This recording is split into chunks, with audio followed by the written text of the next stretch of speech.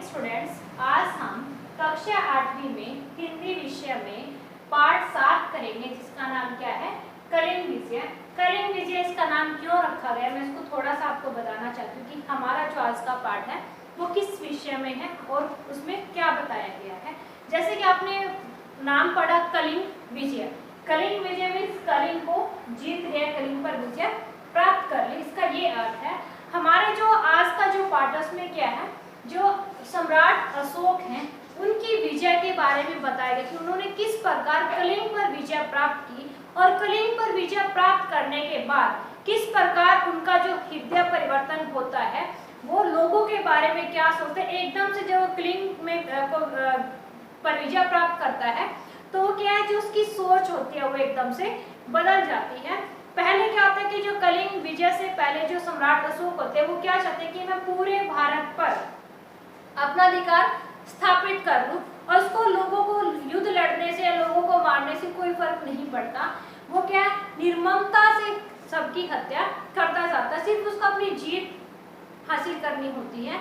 लेकिन जब कलिंग का युद्ध होता है, कलिंग युद्ध में वो देखता है कि हजारों लाखों लोग जो क्या है वो मौत के घाट उतर जाते हैं और जब वो लाखों लोगों को मरा हुआ देखता है और उनके जो परिजन होते हैं, परिजनों को उनके मरने के ऊपर विलाप करता हुआ देखता है तो उसका जो हृदय होता है वो परिवर्तित हो जाता है, उसका हृदय परिवर्तन हो जाता है।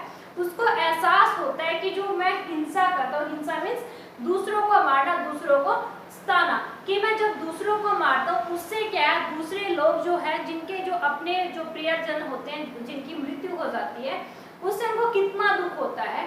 तो जब वो ये चीजें देखता है, उस दृश्य को देखता है तो कहीं ना कहीं उसके मन में क्या है, बहुत ज्यादा ग्लानि आ जाती है और वो सोचते हैं कि आज के बाद मैं क्या कभी भी हिंसा नहीं करूंगा। और कलिंग विजय से क्या हुआ कि जो अशोक थे वो एक नया ही, उसके जो कलिंग विजय के बाद अशोक के जीवन में एक नई ही दिशा मिली, क्योंकि वो वहां से उसने हिंसा छोड़ दी और लोगों के बारे में सोचना शुरू कर दिया। लोगों के बारे में जो जनता थी उसके बारे में उसने भलाई के कार्य करने शुरू कर दिए, कि जैसे जो सराय थी कि लोगों के रहने के लिए सराय बनवाना, कि जो बाहर से जो लोग आते हैं उनके रहने के लिए स्थान बनवाना, जगह जगह पर कुएं खुदवाना ताकि लोगों को पानी की किल्लत ना हो। और जो हमारे जो सड़कें थी, जो मीन्स उस राज्य में जो भी रास्ते थे, सड़कें थी, उनके चारों ओर हवादार वृक्ष लगवाना। तो कहीं ना कहीं क्या था, जो कलिंग विजय थी उसके बाद उसका हृदय परिवर्तन हुआ। लेकिन हमारा जो पाठ है उसमें क्या है, सम्राट अशोक है और रेखा है और जो नंदिनी है, इन तीनों की वार्तालाप का मेनली जो इसमें है नंदिनी और रेखा। रेखा क्या है, अशोक की प्रेयसी मीन्स उससे वो प्यार करती है, और जो नंदिनी नाम की जो लड़की है वो क्या है, रेखा की दासी है। तो इन तीनों की जो वार्तालाप है उसका वर्णन इस लेसन में, इस पाठ में किया गया है। तो आइए आप जानने के लिए कि इस पाठ में हम क्या पढ़ेंगे और क्या हमें जो लेखक है हमें क्या बताना चाहता है, तो आखिर तक आप हमारे साथ बने रहिए। चलो हम सबसे पहले हम यहाँ पे पाठ के शब्द अर्थ करना चाहेंगे। आइए हम पहला शब्द करते हैं।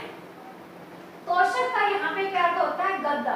गद्दा मीन्स जैसे आप एक तकिए भी लगा सकते हैं जो आपके पीछे रखा होता है, जैसे कुशन जिसको हम बोलते हैं, उस तरह से। नियत, नियत का अर्थ क्या होता है, पाबंद या निश्चित, कि कुछ भी चीज को क्या है हम निर्धारित कर देते हैं, नियमित कर देते हैं, निश्चित कर देते हैं। पाबंद का अर्थ क्या है कि उसके बाद वो कार्य नहीं होगा। हमारा जो तीसरा वो क्या है, आकांक्षा। आकांक्षा का अर्थ क्या है, चाह या इच्छा, कि हमारी इच्छा क्या है। हम जैसे पूछते हैं कि आपकी आकांक्षा क्या है, कि आपकी इच्छा क्या बनने की है, मीन्स आप क्या करना चाहते हो। आगे हमारा है मसान। मसान का अर्थ क्या है, शमशान घाट। शमशान घाट क्या होता है कि जहाँ पर मृत लोगों का संस्कार किया जाता है उसको शमशान घाट बोला जाता है। आगे हमारा है पांचवा, निर्वासन। निर्वासन का क्या अर्थ है, बलपूर्वक निकाल देना। किसी को बलपूर्वक निकाल देना मीन्स किसी का बलपूर्वक, कि वो ना चाहते जिस इंसान को वो निकाल रहे हैं, जिस इंसान का वो त्याग कर रहे हैं, जिस इंसान को बलपूर्वक निकाल रहे, वो नहीं चाहता कि मैं यहाँ से जाऊं, लेकिन फिर भी क्या उसको जबरदस्ती वहां से निकाल दिया जाता है। हमारा छोटा है अनमना। अनमना का क्या अर्थ होता है, अस्वस्थ। अस्वस्थ में जो सेहत से स्वस्थ ना हो, जो बीमार हो, उसको अस्वस्थ बोला जाता है। हमारा है आगे सातवां मलिनता। मलिनता का क्या अर्थ होता है? गंदगी, जो गंदा होता है। 8वां है अमल, अमल का अर्थ यहाँ पे क्या है? उज्जवल। 9वां है विटप, विटप का क्या अर्थ होता है? वृक्ष या पेड़। ये आपने प्रवचन शब्द में भी पढ़ा होगा कि पेड़ का जो क्या होता है, प्रवचन शब्द क्या? वृक्ष या विटप या वृक्ष। अगर आपको दिया जाता है तो आप वृक्ष का, अगर आपसे प्रवचन शब्द पूछा जाए तो आप बताओगे पेड़ या विटप। आगे हमारा है 10वां तल्लीनता, तल्लीनता का अर्थ क्या यहाँ पे क्या है? मगन, मगन मीन्स किसी भी चीज में मगन होना, किसी भी चीज में खो जाना। आगे हमारा है 11वां सुरभि, सुरभि का अर्थ क्या है? सुंदर या मनोरम, कि किसी चीज को, जैसे हम किसी की सुंदरता का वर्णन करते हैं कि ये चीज बहुत ही ज्यादा सुंदर है, यहाँ पे भी कह सकते हैं कि ये चीज बहुत ही सुरभि है, सुरभि का अर्थ भी सुंदर है।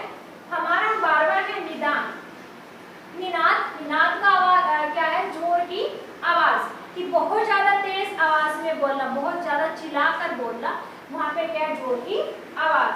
आगे हमारा है 13वां परामर्श, परामर्श का क्या अर्थ होता है? विवेचन हेतु आपस में होने वाली सलाह, कि अगर कोई आपसे कोई सलाह मांगता है, आपसे कोई परामर्श मांगता है, अगर वो कुछ करना चाहता है तो हम क्या कहते हैं कि मुझे, मेरे साथ है ना ये दिक्कत हो रही है, तो मुझे क्या करना चाहिए, कि इस प्रॉब्लम का सॉल्यूशन क्या है। जब हम दूसरों से कोई सलाह मांगते हैं, दूसरों से कोई परामर्श मांगते हैं, तो उसका अर्थ क्या है? कि विवेचन हेतु आपस में होने वाली सलाह।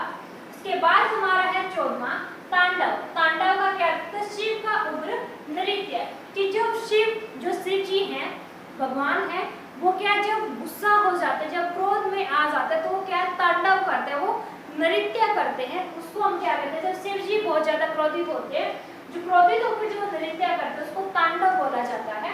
आगे हमारा है 15वां तुच्छ, तुच्छ का यहाँ पे क्या होता है? थोड़ा या अल्प, कि बहुत ही जो तुच्छ होता है, तुच्छ मीन्स छोटा या थोड़ा।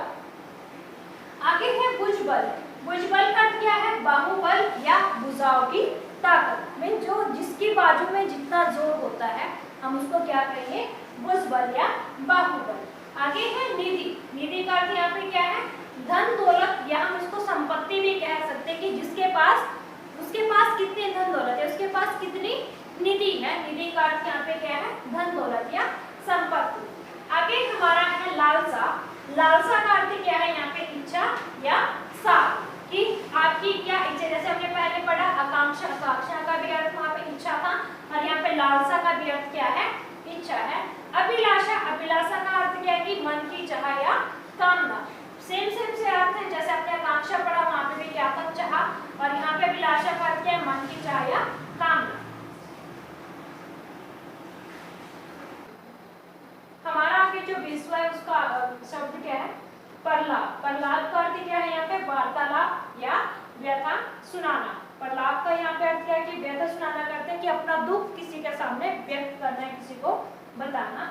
अतृप्त का यहाँ पे शब्द जो है, अतृप्त का जो अर्थ क्या है? असंतुष्ट या प्यासा, कि अगर कोई किसी चीज से संतुष्ट नहीं होता, किसी चीज से सेटिस्फाइड नहीं होता, उसको क्या कहते हैं? अतृप्त। आगे हमारा है 22वां अरमान, अरमान का क्या अर्थ होता है? लालसा, इच्छा या कामना। 23वां है विस्मित, विस्मित का अर्थ क्या है? यहाँ पे चकित या हैरान कर देना भी हम इसको कह सकते हैं। हमारा जो आगे है 24वां कलंक, कलंक का क्या अर्थ होता है? लांछन या बदनामी, कि किसी चीज को बदनाम करना, किसी को बदनामी देना, कि ऐसा काम कर देना कि उसके जो कुल की जो है बदनामी हो जाए, वो इंसान ही बदनाम हो जाए। आगे हमारा है आखिरी 25वां एहसान, एहसान का यहाँ पे क्या है? एहसान मानना या कृपा करना, कि किसी के ऊपर कृपा कर देना, किसी के ऊपर दया करना। उसके बाद हम शब्दार्थ करने के बाद प्रश्नोत्तर करेंगे। सबसे पहले हम यहाँ पे लघु उत्तरीय प्रश्नोत्तर करेंगे। हमारा जो पहला प्रश्न है वो क्या है? रेखा ने गायिकाओं के लिए बैठने और गाने का स्थान नियत क्यों कर रखा था? रेखा कौन थी? वो एक राजकुमारी थी, तो उन्होंने जो गायिका थी उनके बैठने का और गाने का जो स्थान था वो एक जगह निश्चित क्यों कर रखा था? आइए हम पढ़ते हैं। ताकि कोई भी गायिका सम्राट अशोक से ना मिल सके, कि जो अगर जो गायिका थी, जब वो गाती थी, सम्राट अशोक वहाँ पे गाना सुनने के लिए जाते थे, तो उनके बैठने का जो स्थान था वो दूर था, अलग था, ताकि कोई भी गायिका हानि ना पहुंचा सके। आगे हमारा दूसरा प्रश्न है, सम्राट अशोक को बढ़ावा देने वाली एकमात्र शक्ति कौन थी? कि जो सम्राट अशोक थे, जब वो कलिंग विजय से बहुत ही ज्यादा परेशान हो गए थे कलिंग युद्ध के बाद, तो वहां पर उनको जो वहां से जो परिवर्तन, हृदय परिवर्तन हुआ था, वहां पर सबसे ज्यादा किसने उसकी सहायता की थी? आइए उत्तर करते हैं। सम्राट अशोक को बढ़ावा देने वाली एकमात्र शक्ति रेखा थी। कि जो रेखा थी, जो राजकुमारी थी, उसने ही क्या किया, अशोक का हृदय परिवर्तन करने के लिए उसकी सहायता की, उस दुख से उबरने के लिए उसको बहुत सारी शक्ति उसने दी। उसके बाद हमारा है तीसरा प्रश्न, अशोक गाना सुनने क्यों आया था? कि जो सम्राट अशोक था वो गाना सुनने के लिए वहां पर क्यों गया था, गायिकाओं के पास गाना सुनने के लिए वो क्यों गया था? आइए हम उत्तर करते हैं। कलिंग के राजकुमार उपेंद्र के शब्द बार बार अशोक के कानों में गूंज रहे थे। कि जो कलिंग का जो राजा था, कलिंग का जो राजकुमार था उपेंद्र, जिसका नाम क्या था, उपेंद्र, उसके जो शब्द थे, जो उसने जो बातें सम्राट अशोक से कही थी, रह रहकर वो उसकी बातें उसके कानों में गूंज रही थी, उसको बार बार वो यादें, वो बातें उसको परेशान कर रही थी। उसके बाद वो क्या कहते हैं, अशोक का हृदय बेचैन हो रहा था, और कहीं ना कहीं बातों को याद करके जो उसको वो याद आती, तो जो अशोक था वो बहुत ही ज्यादा क्या था, परेशान हो रहा था, बार बार दिल में उसकी वही बातें आ रही थी कि अब मैं क्या करूं। उसके बाद कहते हैं, इसलिए अशोक अपने आप को भुलाने के लिए गाना सुनने आया था। आगे वो क्या कहते हैं कि इसीलिए कि अशोक के कानों में जो बार बार वो बातें उसकी गूंज रही थी, उनको भुलाने के लिए वो क्या था, गाना सुनने के लिए गायिकाओं के पास आया था। उसके बाद हमारा चौथा प्रश्न है, गायिका के गीत में भ्रमर शब्द किसके लिए प्रयुक्त हुआ है? कि जो गायिका जब अपना गीत गाती है उसमें उसने भ्रमर शब्द का प्रयोग किया, तो वो भ्रमर शब्द किसके लिए प्रयुक्त हुआ था, किसके लिए वो बार बार प्रयोग कर रही थी? भ्रमर का यहाँ पे क्या अर्थ है, भंवरा। भ्रमर का अर्थ क्या है यहाँ पे, भंवरा। कि भंवरे शब्द का प्रयोग वो बार बार क्यों कर रही थी? आइए हम इसका उत्तर करते हैं।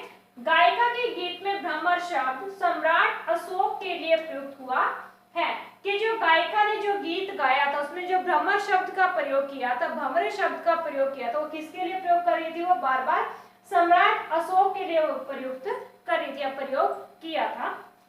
उसके बाद हमारा जो पांचवा प्रश्न है, गायिका कौन थी? कि जो गायिका थी, जो गाना जो गीत गा रही थी, कि वो कौन थी? यहाँ पे आइए हम इसको उत्तर करते हैं। गायिका कलिंग की राजकुमारी थी। कि जो गायिका थी, जो गीत गा रही थी, वो कौन थी? वो कलिंग की राजकुमारी थी, वो कलिंग के राजा की पुत्री थी।